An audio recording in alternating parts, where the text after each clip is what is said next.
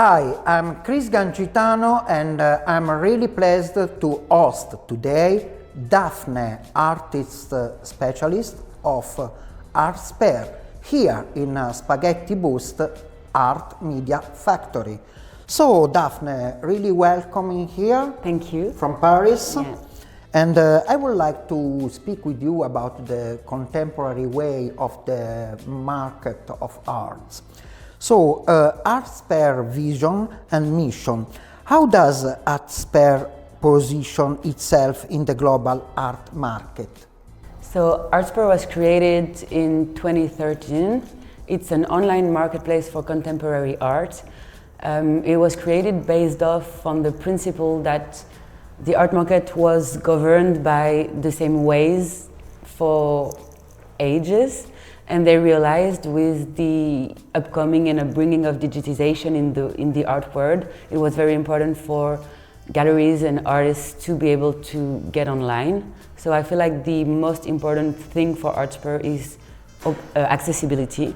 So this is impulsed by the idea of creating new opportunities for collectors, galleries and artists to be able to put their art online and create new links and new opportunities. So the mission 10 years later, 12 years later hasn't changed. The idea is to remain a factor of accessibility and new opportunities for various actors in the art markets.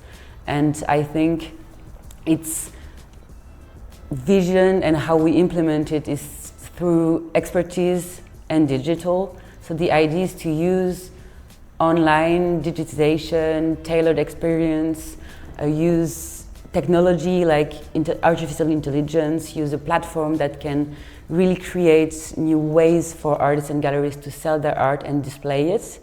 And for collectors on the other side, allow them to have a different experience online with tailored suggestions, and at the same time remain very available for them to be able to call us, write to us, to provide advice on how to sell on Artsper, and on the collector side have someone available to give them advice on what to buy and how to buy and what to invest and how the platform works and how online art market works in general. So nice, really interesting. And so just about this future of online art, what trends do they see emerging in the industry? So I think the online art market kind of took a while to start. It was truly impulsed with COVID-19 and the pandemic that forced kind of galleries to get online. So that's accelerated the process of digitization. I think in terms of trends in that sector, everything is impulsed by the digital. But people are more and more looking for tailored experience. I think it's not the same as it was 5 years ago, and today online art market also means tailored experience, providing for artists and for collectors a way of doing things where they feel kind of individual as well.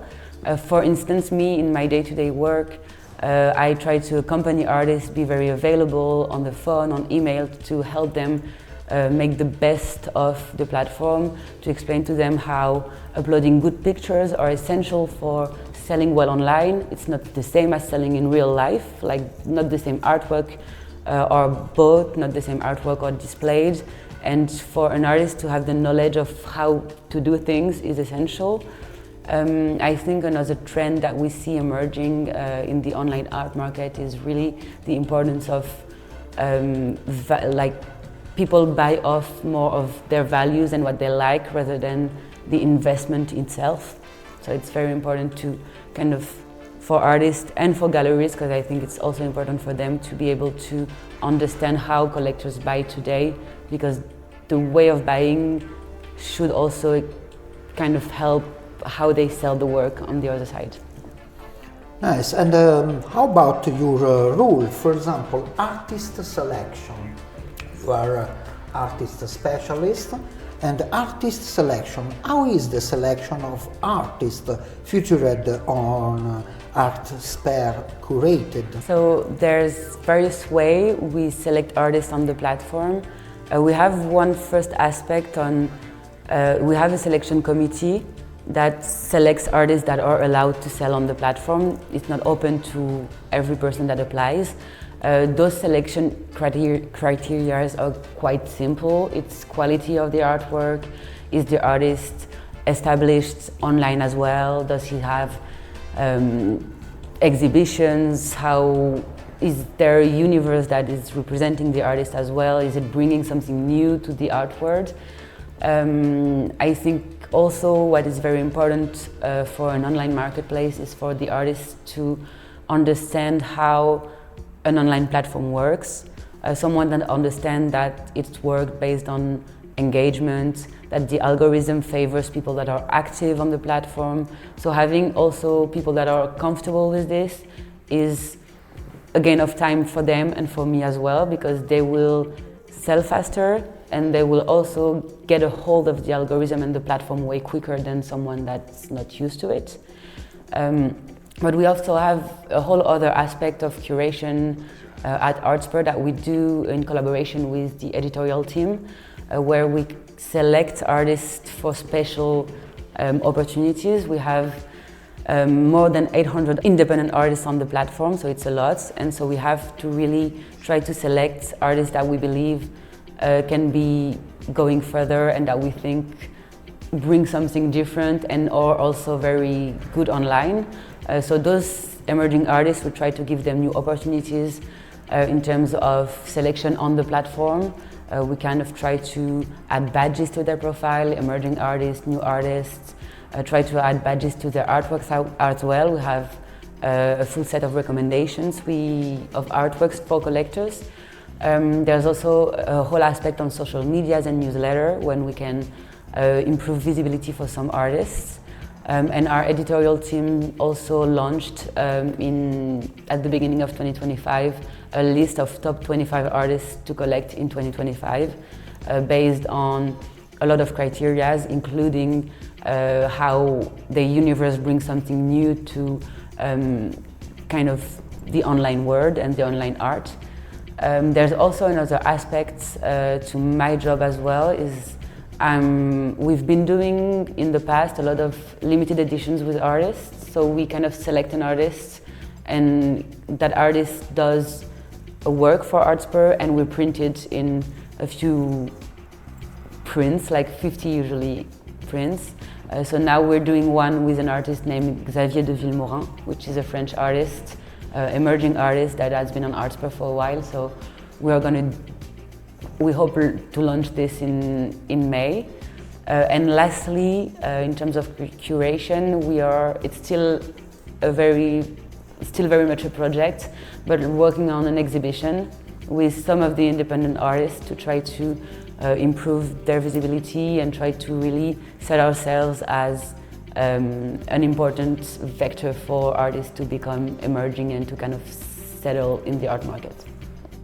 Well, for us, Spaghetti Boost, in fact, is really important collab with company, brands and artists, but also public institutions. How about co-creation project? For example, have you some example of synergy between artists and brands through the Artsper platform? Yes, we do have a lot of examples of this. There's various ways we implement this as well. We usually get contacted by brands or contact them to implement some partnerships. We have an example with Modo, who is a furniture online marketplace for design furnitures. And we implemented a partnership with them where they had 70 artists from Artsper on their marketplace. So in that case, we curate kind of in a wide way a lot of artists on another platform, giving them additional visibility, giving them also a new credential aspect. But we also have operations with single artists. We did a few years ago with Jiggy Puzzle and an artist named La Robot, which is a French artist. We did a puzzle that we're selling also on Artsper. And we had also a partnership with a design brand where they exhibited one of our artists for a few weeks called Leona Rose. So this is something we do a lot. What we've seen also kind of develop is artists that get discovered on Artsper by brands and that get contacted directly without going through us. It's been the case lately with one of our artists named Sophie Petetin. She's been discovered by the kind of artistic director of Baobab Collection. It's the first brand that did like multi-wick candles. And so she's going to be featured on their new campaign for their new collection now. So it's also very satisfying for us to see that some of our artists are discovered through Artsper. And what is very nice is that thanks to this, we're going to implement a partnership with Baobab Collection as well in the future. So that's also opportunities that we see happening. And overall, it's just always very satisfying for us to see artists that kind of started on Artsper, that have become more and more famous and that have also collaborated with a lot of brands. We have the example of Nathanael Kofi, who is an artist that now has a lot of success and collaborates with a lot of brands. He did with Ray-Bans, the sunglasses. We also have an artist called Marie Serrouillat, who's been on Artsper for a while, and she collaborated with LVMH, and also now is collaborating with a champagne brand in the next few years. So it's always very satisfying for us to really see that our artists are thriving in the art world with brands, also because they gained visibility through an online platform like Artsper. Really well. We will love to do this also in Italy as well, but you know, Italy is just a bit slower in this way. However, it's really important for the new generation of collector, the millennials, for example, no? How are millennials and Gen Z changing the art market, using a lot of web, click? For them is really simple to use, all is digital. How is this new collectors? So millennial and Gen Z, I think there's been a shift overall in their consumer behavior. We've seen it, I think, in a lot of studies in general, and they indeed buy way more online. Digitization is an immense fact in this, an immense change in how they consume. I think there's also other aspects that kind of come out from digitization, that is how they are more focused on values. So we've seen a tendency of a new generation to buy more art that they like instead of seeing it as an investment on the long run. From this, they also buy more regularly, but for cheaper, like less pricey. It's what they called art micro investment. So it's buying more for less, and obviously the impact of pop culture in this, how people will buy objects that have values. We can see also all of the speculation on some other aspects. So it's on that aspect very important. I think also there's been this shift with social medias on how they tend to buy off of trends. That's something that is changing also, like something that is trendy will get more attention and will get bought more quickly as well. We love the fast clicker collectors, isn't it? So the last question, last but not latest, last question, role and importance of social and new media communication in art. For art marketing trends. For example, I saw your Instagram, you are very strong and it's really well done and curate.